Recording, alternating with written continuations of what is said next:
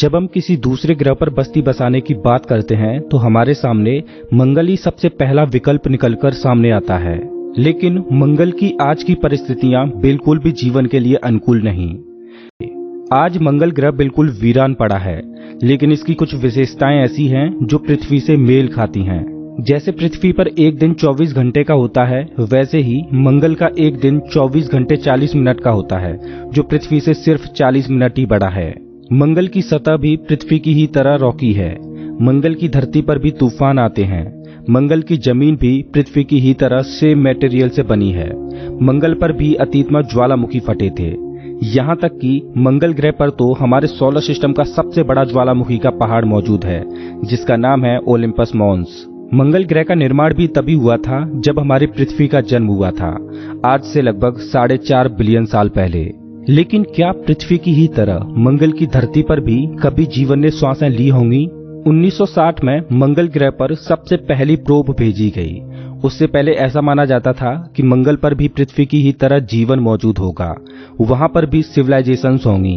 जब नासा का mariner flyby mission मंगल पर पहुंचा तो उसने मंगल की ब्लैक एंड व्हाइट तस्वीरें पृथ्वी पर भेजी।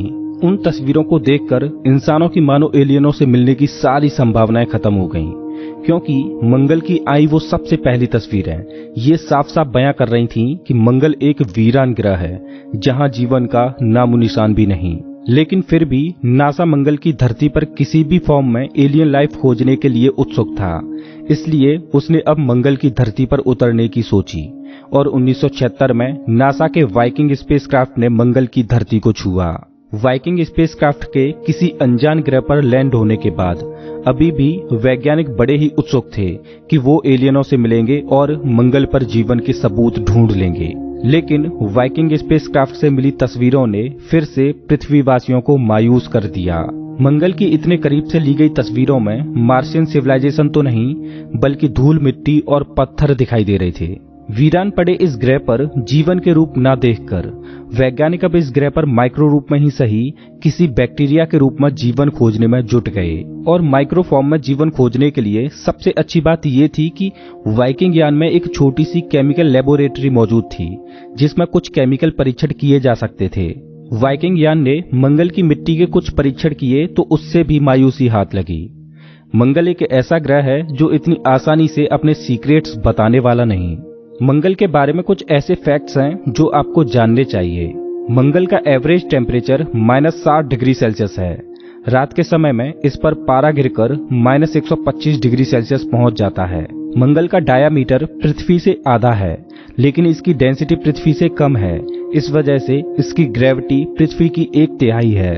लेकिन मंगल का एक्चुअल सरफेस एरिया उतना ही है जितना पृथ्वी पर समुद्रों को छोड़कर सूखी जमीन है। नासा तो मानो मंगल ग्रह पर जीवन खोजने के लिए हाथ धो के पड़ा हो। नासा ने 2003 में मंगल पर 2 रोवर्स भेजे, स्पिरिट और अपॉर्चुनिटी। ये दोनों रोवर्स उस समय की एडवांस टेक्नोलॉजी से लैस थे।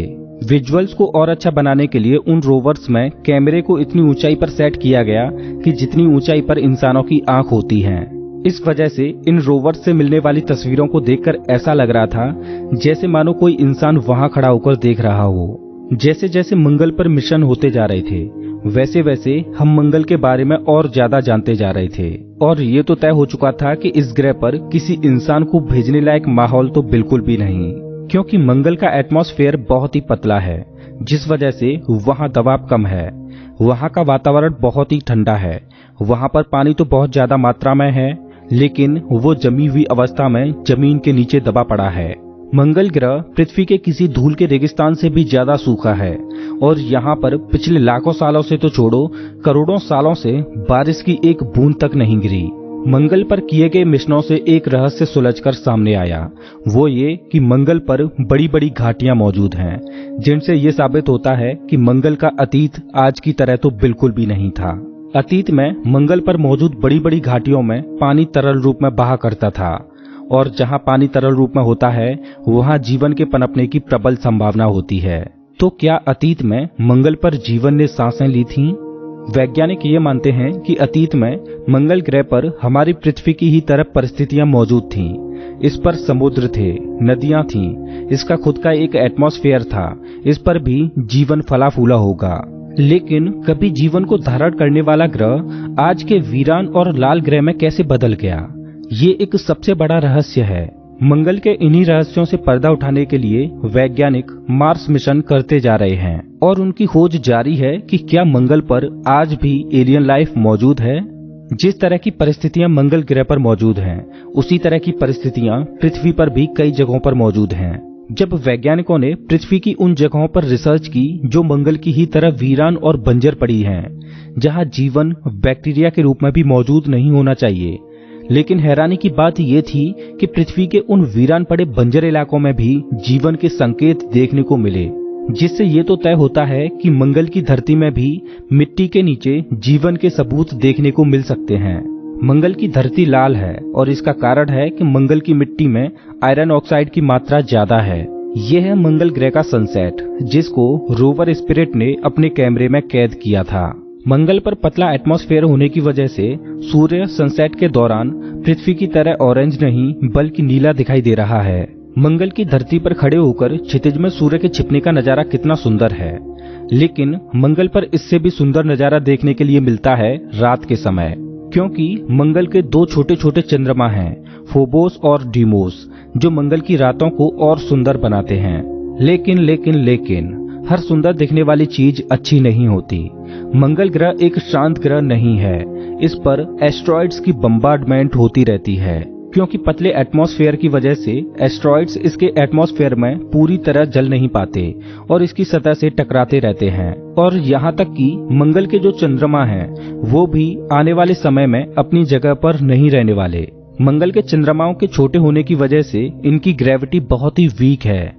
अगर किसी दिन कोई भारी एस्ट्रॉइड मंगल के चंद्रमाओं के पास से गुजरा या मंगल के चंद्रमाओं से टकराया, उसी दिन मंगल के चंद्रमाओं का पाथ बदल जाएगा। उसके बाद हो सकता है कि ये मंगल के ऑर्बिट को छोड़ बाहर निकल जाएं या फिर मंगल से ही टकरा जाएं।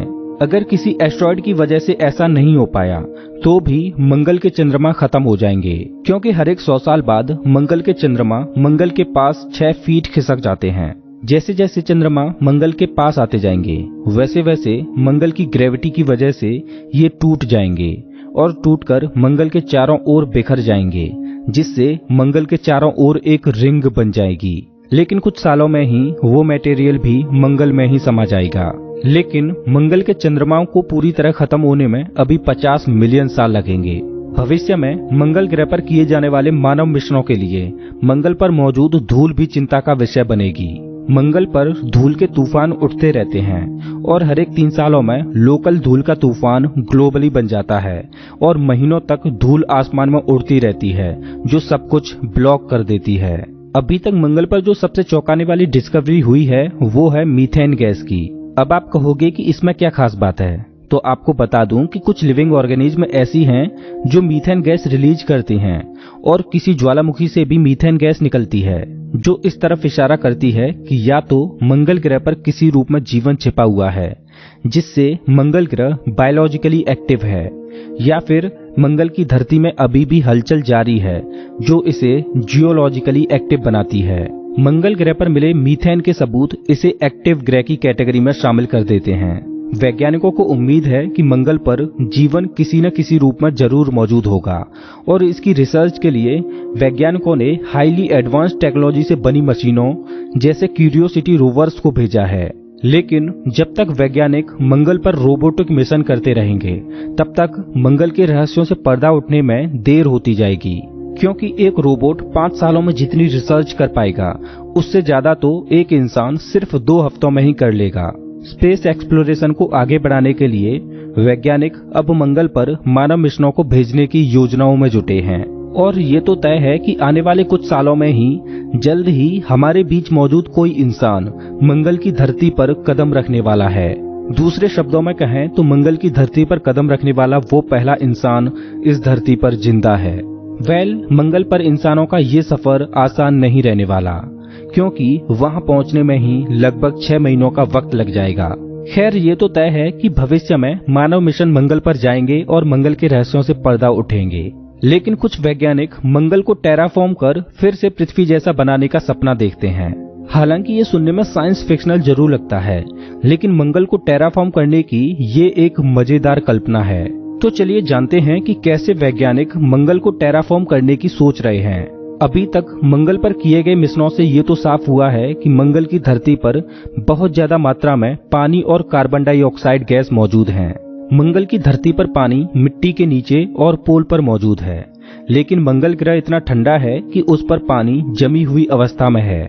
लेकिन जैसा कि हम जानते हैं कि जीवन के लिए सबसे अच्छी परिस्थितियां वहीं हो सकती हैं जहां पानी तरल रूप में मौजूद हो। लेकिन हम इंसानों के लिए सबसे अच्छी बात यह है कि हम अपनी अभी की टेक्नोलॉजी से ही मंगल की धरती को पृथ्वी जैसा बना सकते हैं।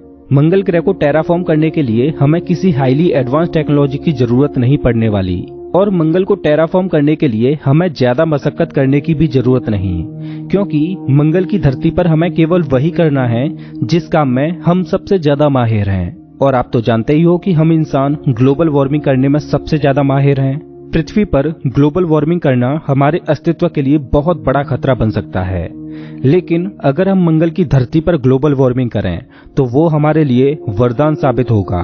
अगर हमें मंगल की धरती को पृथ्वी जैसा बनाना है तो हमें मंगल की धरती पर पृथ्वी से भी कई गुना ज्यादा मात्रा में ग्लोबल वार्मिंग करनी पड़ेगी। तो जानते हैं कि हम अपनी आज की टेक्नोलॉजी से मंगल की धरती को कैसे बदल सकते हैं।